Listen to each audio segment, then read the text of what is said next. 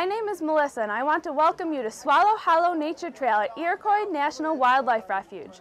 This trail is just over 1 mile, and in just 1 mile we're going to see 3 different habitats. We're going to start in the forested wetland, then go through the upland hardwood forest, and then we'll wind up in the emergent marsh. As we go from one habitat to another, things will start to change around us, and this is called a transition. So why don't we look out for those, and let's get started. This is a classic example of a forested wetland. It's also called a flooded woodland, but you'll notice it's not very flooded right now. And that's because this habitat has a wet season and a dry season. These summer months are part of its dry season. In the winter, there's actually 2 feet of standing water in this habitat. But it's the dry season that allows all of these large trees to live here, because during this time, more oxygen can get into the soil and to these trees' root systems, which they really need to live. Let's see what else we can see. If you take a look over here, we just found an eastern phoebe. It's this bird right here. It has a black back and a white belly. An eastern phoebe is a type of flycatcher, which means that it'll sit on a perch and fly off, grab an insect out of the air, and come back to that perch to eat it. Let's take a look at its behavior.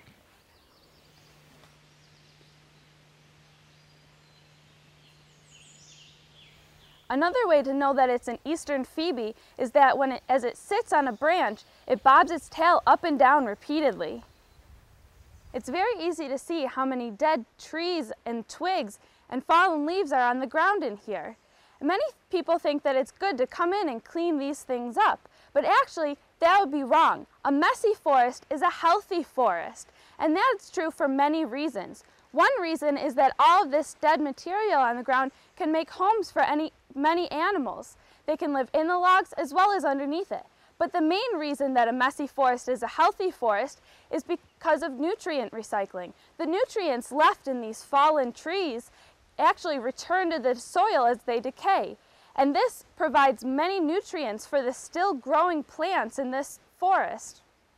Amazingly, 8 to 10 tons of leaves fall per acre per year in this habitat.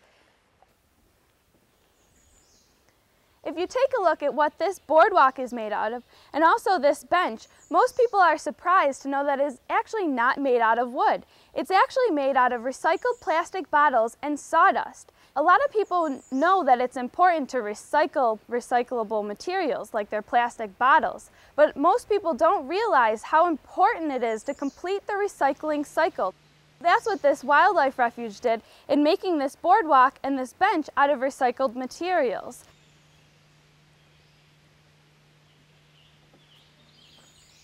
We've just entered into our second habitat, the upland hardwood forest. Now, that means that we've just went through a transition. So what has changed? We've increased elevation, which means we've decreased the amount of standing water.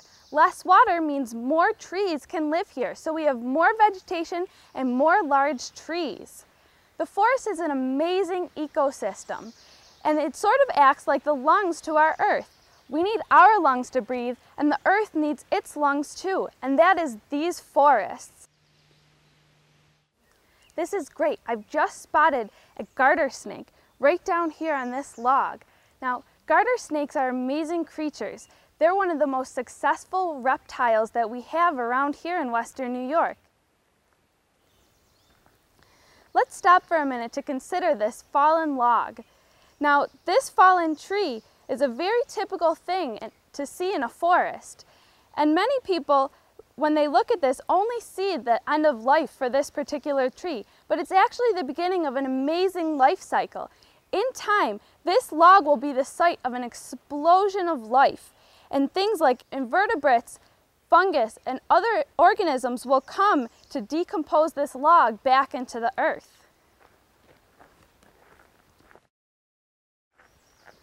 Now, these insects and fungus are actually part of what we call the hidden forest. When most people take a look around in a forest, they see the leaves and the trees and an occasional animal or two. But the things like the invertebrates decomposing that log mostly go unnoticed. Most people only see the tip of the iceberg. We may see a mushroom or two on our walk today, but most of the fungus is actually underground, also decomposing dead material. These forests found here in western New York are often called transition forests, and that's because we have a mix of two different types of trees. We have broadleaf deciduous trees and coniferous trees, which keep their needle-like leaves on all throughout the year. The reason that we can have both of these different types of trees is because we have a mix of warm and cold throughout the year. If we were to travel further north into Canada, we would actually find forests completely made out of coniferous trees. And that's because coniferous trees are cold-loving trees, and the further north you go, the longer the winter season is. These forests are called the boreal forests, or the taiga, and they cover all of northern Canada and not all of northern Eurasia. Now, if we were to go down further south, the winter season would almost be completely gone. And down in the tropical forests of the world, we actually have no cold season, and the temperature stays about the same all throughout the year. And there we have broadleaf forests. But they're not deciduous anymore. Because there's no cold season, there's no reason for the trees to drop their leaves.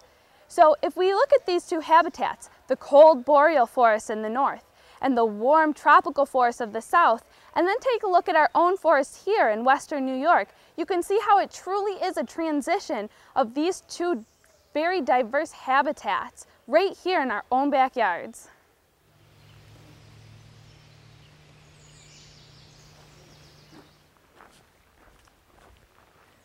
Okay, we're going to take a look over to our right here, and we'll find this massive tree that's actually fallen down. Like I said earlier, this is a natural thing to see in the forest, but it's a really cool thing too. So when this tree has fallen down, it actually opened up a new space in the canopy, the top layer of the forest. This means that it's a start of a new competition of life down here on the ground. Plants are now competing for that very valuable sunlight, and it's a race to the top to see who will win.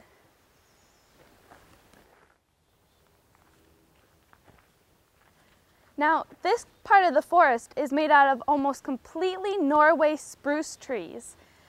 You'll notice that it's a lot darker in here, and there's almost no vegetation on the forest floor.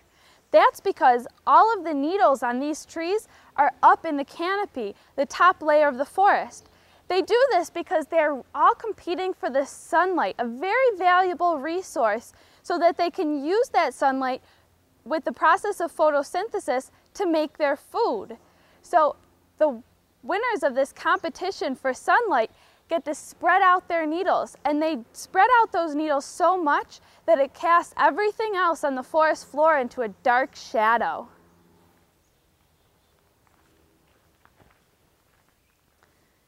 So plants have a very different lifestyle than us animals do.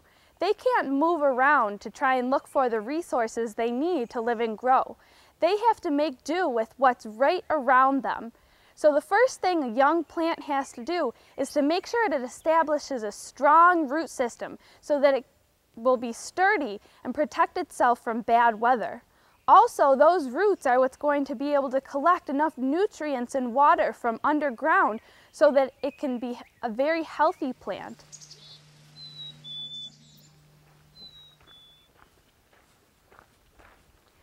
So as we leave this coniferous forest and enter back into a more deciduous part of the forest, you'll notice that there's a lot more vegetation growing very low on the ground here.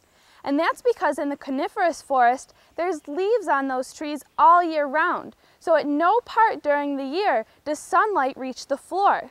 But these deciduous trees, they lose their leaves every fall, and they don't grow back until very late in springtime.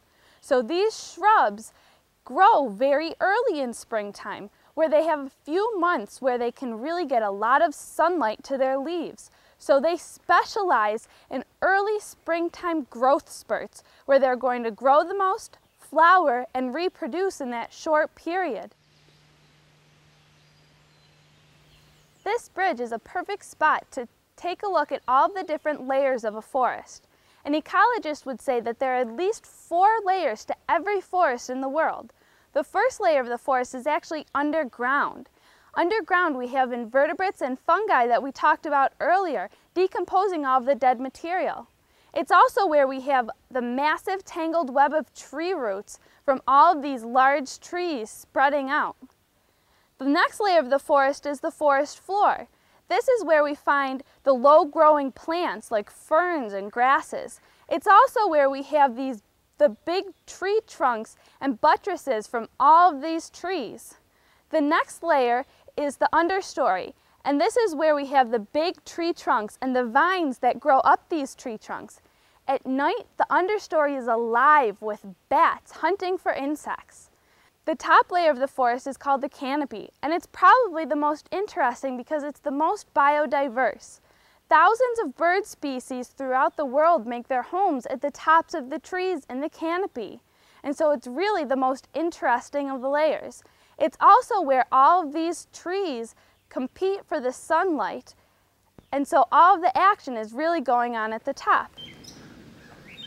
We just spotted a really cool species. It's the gray catbird. To identify it, you look for a gray bird with a black cap on its head. Let's take a look.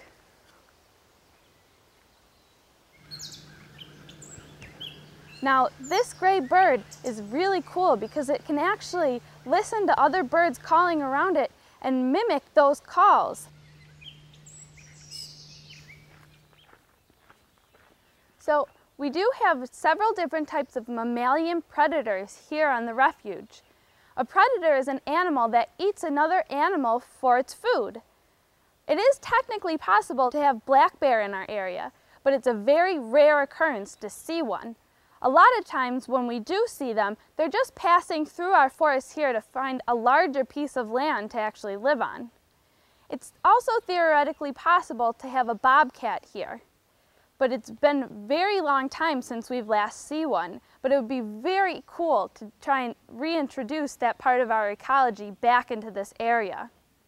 We're very lucky because we do have mink in our waterway. Mink are a very small type of weasel that swim and hunt for fish here in our rivers. It's also possible to have the river otter here, a larger cousin of the mink. So the river otter would also be hunting in our waterways for fish and other small animals. The river otter moved out of this area quite some time ago and is now returning to New York State. We're very excited about this, and it's a great good news conservation story. It's a wonderful thing that this is happening. Now, we're also very excited to have 3 different species of canid in our area. Canids are members of the dog family. We have 2 different types of fox in our area, the red fox and the gray fox. It would be very unlikely to see one of those today because fox are something called crepuscular, which means they're active at dawn and dusk. Also, fox are very shy of people. We also have coyote in our area. Again, it would probably be very unlikely that we would see one of these today, but we often have coyote crisscrossing through the area, hunting for small animals and competing with vultures as scavengers when larger animals die.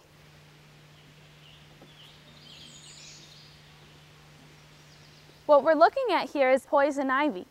I know this because it's a vine and it grows in leaves of 3. The leaves are also somewhat glossy. You have to be careful though, because when the leaves are young, they're reddish, so they don't always look this green. Do you know why poison ivy is poisonous? Its purpose is actually for protection. This is so that no animal at all will eat poison ivy. It's so poisonous that absolutely nothing will eat it. No deer, no insects, nothing. Poison ivy is also considered a plant parasite. It's a parasite because it lives on this tree and it benefits from living on the tree. But as it's growing on this tree, the tree is actually being harmed. It's being harmed in several ways. First is that it has these little tendrils that dig into the tree. They're actually sucking out nutrients that help the vine to grow. Also, these vines can grow to be huge. And with all this extra weight on the tree, it puts a lot of extra pressure, especially during the big windstorms we get around here. Probably the most harmful to the tree though is when the vines grow tall enough, they branch out over top of the tree's own leaves, and it's almost like it suffocates the tree because the tree can't get enough sunlight to grow on its own. And this is why it's a plant parasite. It's harming the tree in many different ways.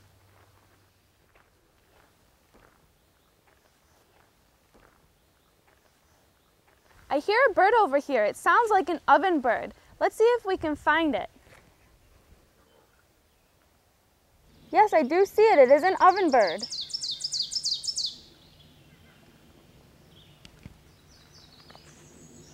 So this is the bird that we're seeing. This one right here with this orange stripe on its head. It's called an oven bird because its nest actually has a roof on it that makes it look like a small oven. The oven bird is actually a type of warbler, and it's different from other warblers in that it makes its nest more on the ground than up in the trees.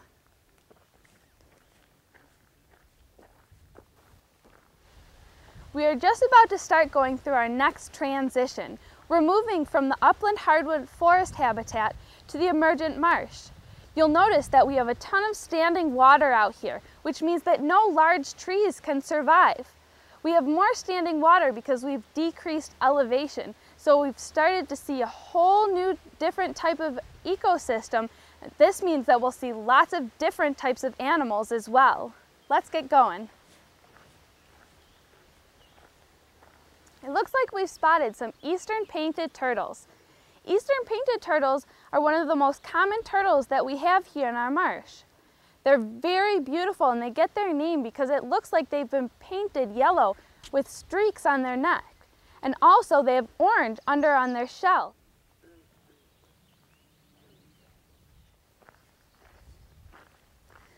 So this is one of my most favorite places in the marsh, especially because you can see that there's water absolutely everywhere. If you think about it, our earth is also covered in water. Places like oceans, rivers, streams, there's water absolutely everywhere, even places that you usually don't think about. The moisture in our air or the water that's locked in the sky as clouds. Also, there's water flowing underground in giant underground water aquifers. Now what's really cool is the water all over the world is connected in one huge water cycle. It starts up in the air as clouds and rains down and collects in wet places like we have here in our marsh. And then one day, plants and animals may use that water to live. This water could also be evaporated back up into the clouds to start the cycle over. What's really cool is that it's this water that connects us to all the living things in the world, especially the ones in this marsh here. So we need this water just like the plants and animals that may drink out of this marsh right in front of us. And because of the water cycle, this water that we see right in front of us could actually one day flow through us as well.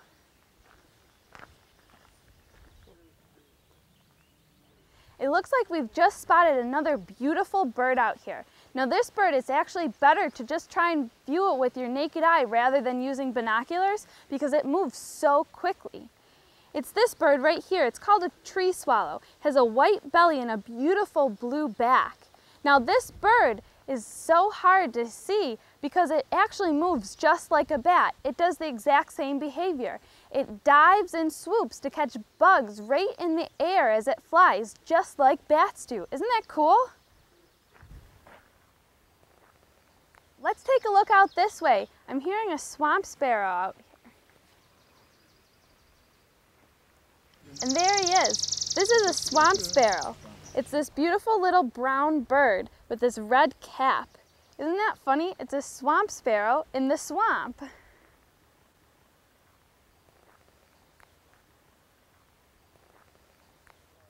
Wow, what a wonderful sighting to have. What we have here is actually a mallard duck with babies out there. I love when we get to see the babies too. It's a great time to be here in the wetlands. Now, here we have another very important feature of this habitat. All of these dead standing trees that we see out here, there's a special name for these. They're called snags. Snags are another way that a messy forest is a healthy forest. Just because they're not pretty doesn't mean they're not beneficial for our habitat.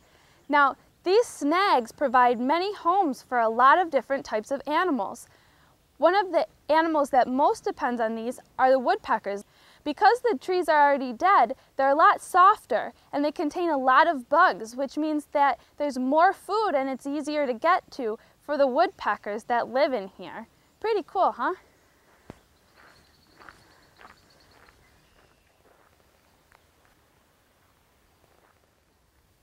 These holes right here are made by woodpeckers. Judging by the size of them, it's this woodpecker right here, the pileated woodpecker, the largest woodpecker in North America.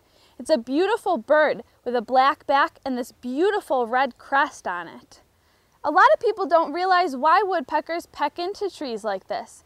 One of the reasons is to find food. Things like grubs and carpenter ants that live in these trees are great meal for these woodpeckers. Another reason is that the woodpeckers are making a home for themselves. They need a place to put their nest. Because these holes are so low, they're definitely for feeding. They couldn't be for nesting because they're too close to the ground. A predator could easily get into these holes and eat the eggs. Two very common nest predators are skunks and raccoons. They love eating eggs. We're very excited to have that woodpecker around here. First of all, it's an indicator species, which means that it indicates that we have a very healthy habitat and ecosystem here. Pileated woodpeckers will only live in habitats if they're very, very clean and pristine. Also, the pileated woodpecker is a keystone species, which means that it's very beneficial for many of the other animals that live here. For one thing, it actually makes homes for lots of other animals. Other mammals and birds will actually make their nest in the holes the woodpeckers carve out. And so it's actually making new neighborhoods for animals like squirrels and owls. Also, when the woodpecker pecks into the tree, the shavings from the tree drop on the floor, and those shavings get recycled and their nutrients go back in the soil. Another reason a messy forest is a healthy forest.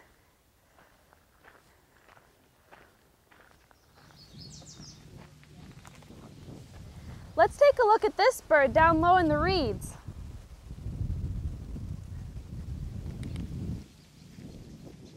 Now this is a female red-winged blackbird. It's this bird right here. It looks very different from the males, who are all black with this bright red patch.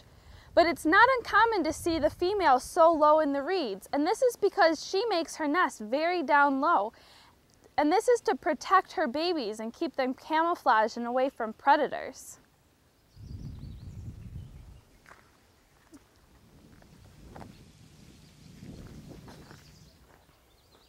What we have here is actually a wood duck box. It was placed here by the refuge managers to try to encourage wood ducks to come into our area. This is a wood duck right here. It's one of the most beautiful ducks we have in the wetlands here. They actually make their nest in hollowed out trees over standing water, and that's what this metal box is supposed to simulate. The box actually has a metal skirt on the bottom of it, and this is to help protect the eggs and later on the chicks from predators climbing up the pole and getting into the box and eating them.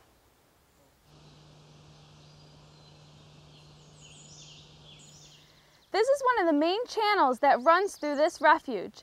You'll notice that it's covered in these small green plants. Each one is just about the size of your baby finger. They're made out of two little tiny leaves and a little set of rootlets, but you can see that millions of them cover this channel here. You'll notice that there's a trail in the duckweed, and that's probably where a duck came through here. But surprisingly, duckweed isn't named because ducks eat it. It's actually named because ducks are often found in these places. And they're found here because this duckweed makes a perfect habitat for the smaller invertebrates that ducks do eat. You know what? A lot of people already know the importance of saving the rainforest. Do you know why? Because of the biological diversity that those rainforests contain. And you know what? A lot of people already know the importance of saving coral reefs. Do you know why? The same reason, because of the huge biodiversity in those coral reefs. But do you know what? A lot of people don't know about the importance of saving these wetlands that you've been seeing today. But they should know. They should know the importance of saving these wetlands, and it's the same reason, the biodiversity that these wetlands contain. So if that doesn't convince you as to why wetlands are so important, wetlands are also very important for people. The first thing is that wetlands have the ability to absorb huge amounts of water. And so when it snows so much in the winter, and all of that snow melts in the spring, and then on top of that, all of the rainfall we get every spring, all of that water has to go somewhere. And so having these places that can hold so much water helps our cities from not flooding. In 1492, when Columbus and all of the other European explorers first started coming to the Americas, there were 220 million acres of wetlands here in the United States. But now we've lost 50% of those wetlands to agriculture and development. But that's still good news because we still have 100 million acres left. And that means that a lot of people can do a lot of things to protect those wetlands. So a big question is, what can we do to help the wetlands? One thing is, and probably the most important thing, is to tell other people about how important these places are. It's good to tell people how important they are for the huge biodiversity that they contain and how they help us as people as well.